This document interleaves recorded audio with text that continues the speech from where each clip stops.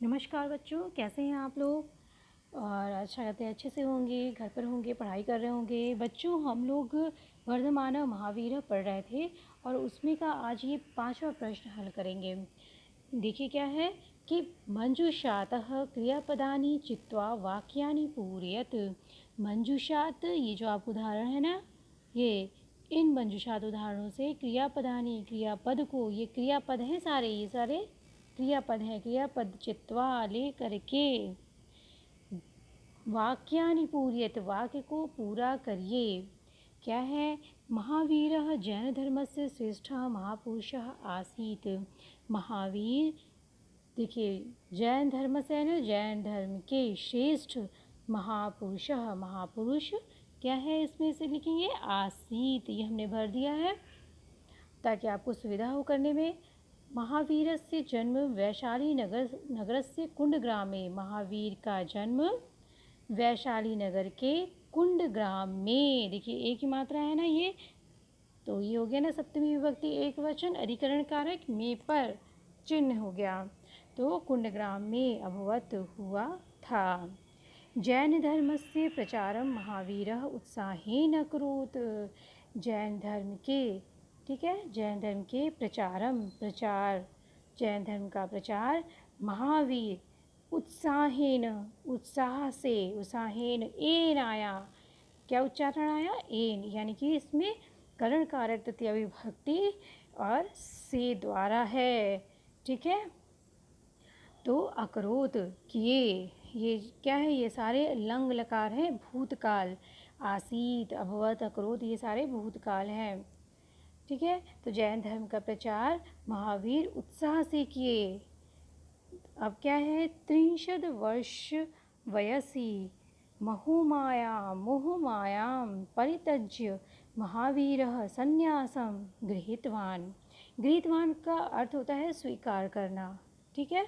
तो अब ये देखिए, 63 वर्ष वयसी, 63 मतलब हो गया 30 वर्ष की अवस्था में, 30 वर्ष की अवस्था में मोहमाया को परित्यज्य, परित्याग करके, त प्रत्यय लगा इसमें, त प्रत्यय, परित्याग करके महावीर संन्यासम, सन्यासी, गृहीतवान, शत्रु प्रत्यय का प्रयोग, शानच प्रत्यय का प्रयोग हुआ है बच्चों इसमें, ठीक है। तो संन्यास स्वीकार किए, संन्यास स्वीकार किए, ठीक है। चलिए अब अगला प्रश्न देखिए। अगला प्रश्न क्या है बच्चों कि अधोलिखित पदेषु संधि विच्छेदम करोत। इन सारे शब्दों में जब आप पढ़ते हैं संस्कृत को तो उसमें आप विभक्ति और वचन को पहचाना सीखिए, ठीक है। तो अधोलिखित, ये अधोलिखित, नीचे लिखे, अध मतलब होता है नीचे, लिखे हुए, पदेषु पदों में, सप्तमी बहुवचन, संधि विच्छेदम, संधि विच्छेद कुरुत, करिए, लोट लकार, ठीक है। कुरुत में कौन सा लकार है? लोट लकार है, आज्ञा सूचक है। तो देखिए क्या है? मतानुसारेण, क्या है ये? मतानुसारेण, तो इसका क्या हो जाएगा विच्छेद? मत धन अनुसारेण, मत धन अनुसारेण। देखिए इसमें त में अ और ये अ प्लस अ बराबर आ, ये कौन सी संधि है? ये है दीर्घ संधि, और इस दीर्घ संधि का सूत्र क्या होता है? दीर्घ संधि का क सवर्णी दीर्घ, ठीक है। अब देखिए दूसरा, ये देखिए क्या है? इत्यासीत, इति प्लस आसीत, इति प्लस आसीत, इसका ई, इसका ई, और ये हो गया आ, ठीक है। बराबर क्या हो गया? या, ई का य में परिवर्तन हो गया और ये आ स्वर है तो य में जाकर के मिल गया तो हो गया या। ये इत्यासीत, और त कैसा हो गया? आधा हो गया। जब इसमें से स्वर निकल गया ई तो त कैसा हो जाएगा? आधा हो जाएगा। ये कौन सी संधि हो गई? यड़ संधि, ठीक है। और ये यड़ संधि का सूत्र क्या होता है बच्चों? यड़ संधि का सूत्र है इको यड़ची। उपदेशानुसारेण, उपदेश प्लस अनुसारेण, बच्चों विच्छेद करना बहुत ही आसान है। जैसे ही जो भी शब्द आपको समझ में आ रहे हैं, ठीक है, जो भी शब्द आपको समझ में आ रहे हैं पहले उन शब्दों को लिख लीजिए, आगे का है तो आगे, पीछे का है तो पीछे। तो उससे क्या होगा, जब आप पहचाने हुए शब्द लिख लेंगे तो आपको विच्छेद आगे विच्छेद करने में आसानी होगी। जैसे कि आप इसको देख लीजिए, ऐसे नहीं समझ में आ रहा है तो आप इसको देख लीजिए, उपदेशानुसार। अब इसमें से कौन सा समझ में आ रहा है, शब्द समझ में आ रहा है, उपदेश। उपदेश तो आपको समझ में आ रहा है ना, उपदेश एक शब्द होता है, तो उपदेश आप लिख लें। जब आप उपदेश लिख लेंगी तो ये अनुसारेण लिखने में आपको आसानी होगी, ठीक है। तो उपदेश प्लस अनुसारेण, तो इसमें क्या हो गया, अ, उपदेश का अ प्लस अनुसारेण का अ बराबर आ। तो उपदेशानुसारेण ये हो गई आपकी दीर्घ संधि, और दीर्घ संधि का सूत्र होता है अकः सवर्णी दीर्घः। नीचे देखिए, त्रिरत्नोपासनया, त्रिरत्नोपासनया। अब इसमें आपको कौन सा समझ में आ रहा है, त्रिरत्न, ये तो समझ में आ रहा है ना, तो ये शब्द आप लिख लिए त्रिरत्न, ठीक। अब बाकी क्या बचा, पासनया तो कोई शब्द ही नहीं होता है, जरूर होगा उपासनया, तो ये हो गया उपासनया। इसकी आप ऐसे करके प्रैक्टिस करिए तो आप विच्छेद आसानी से कर लेंगे। त्रिरत्न प्लस उपासनया। अब इसमें देखिए क्या है बच्चों, अ, त्रिरत्न का अ प्लस उ, ठीक, उपासना का उ बराबर क्या हो गया, ओ। ये कौन सी संधि हो गई, गुण संधि, त्रिरत्नोपासनया। और गुण संधि का सूत्र क्या होता है, आद गुणः, ठीक है। उम्मीद करते हैं अच्छे से समझ में आया होगा ये। अब चलिए हम संस्कृत भाषा के अनुवाद पे आते हैं। सातवां है आपका संस्कृत भाषायाम अनुवादम कुरुत। बच्चों यहाँ पे इस म में हलंत लगाइए, अनुवादम कुरुत, संस्कृत भाषा में अनुवाद करिए। कुरुत है आपका लोट लकार। देखिए क्या है, वर्धमान महावीर जैन धर्म के 24वें तीर्थंकर हैं। तो क्या हो जाएगा, वर्धमान महावीर जैन धर्मस्य, जैन धर्म के आ गया ना, ये क्या है, जैन धर्म के, तो जरूर इसमें षष्ठी विभक्ति लगी होगी, क्योंकि चिन्ह तो आपके संबंध कारक का ही तो है, और संबंध कारक में षष्ठी विभक्ति लगती है। तो जैन धर्म एक ही है, धर्म है वो एक ही धर्म की बात हो रही है, तो एक वचन का प्रयोग हुआ है। वर्धमानः महावीरः जैन धर्मस्य, 24 को कैसे लिखते हैं बच्चों संस्कृत में, चतुर्विंशः, 20 4 24, विंशः और चतुर्विंशः, तीर्थकरः, तीर्थांकरः, यहाँ पे आ की मात्रा लगा दीजिए, तीर्थांकरः, आसीत, थे, आसीत मतलब होता है थे, था या थे। तो वर्धमान महावीर जैन धर्म से चतुर्विंशः तीर्थांकरः आसीत, ठीक है।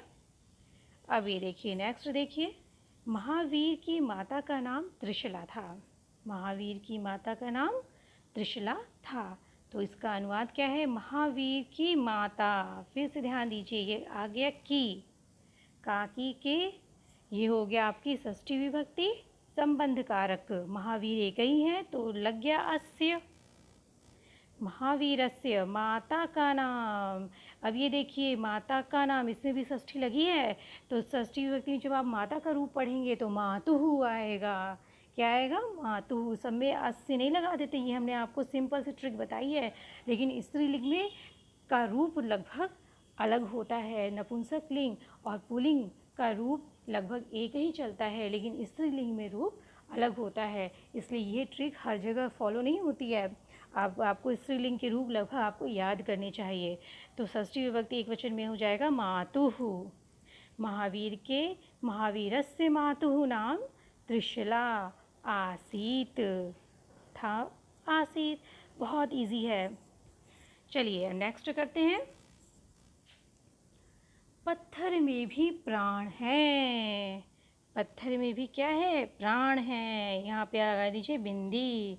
तो प्रस्तरादिष्वपि प्राणः सन्ति, पत्थर में भी, तो क्या हो जाएगा, प्रस्तर आदि में, पत्थर आदि में भी, तो प्रस्तरादिषु है, ये क्या है, प्रस्तरादिषु। अपि। ये क्या है बच्चों? इसका जब आप विच्छेद करेंगे तो प्रस्तरादिषु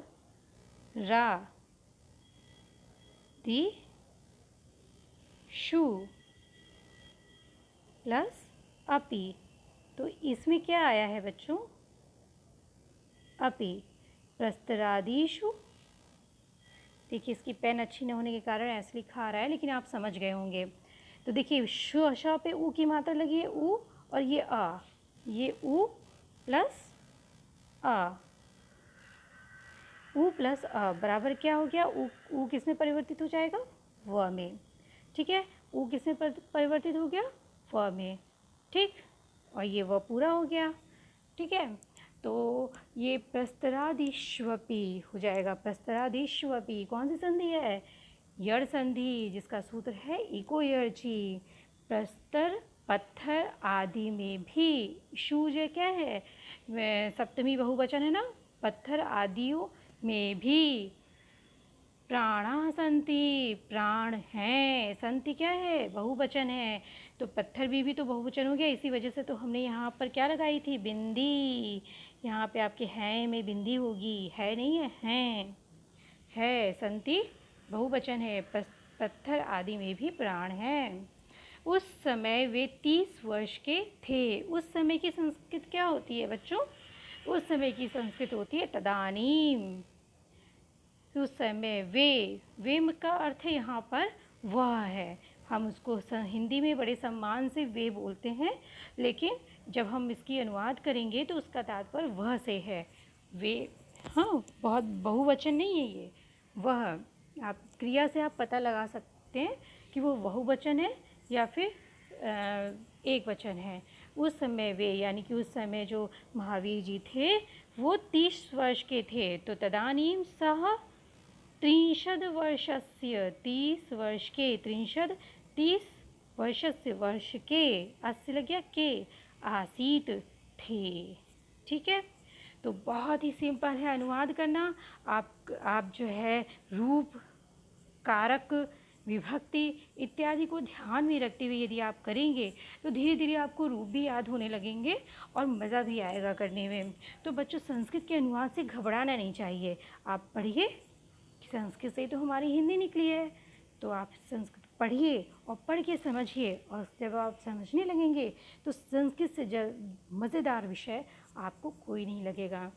तो ठीक है बच्चों, यदि आपको अच्छा लगा हो ये वीडियो तो आप इस वीडियो को लाइक ज़रूर करिएगा बच्चों।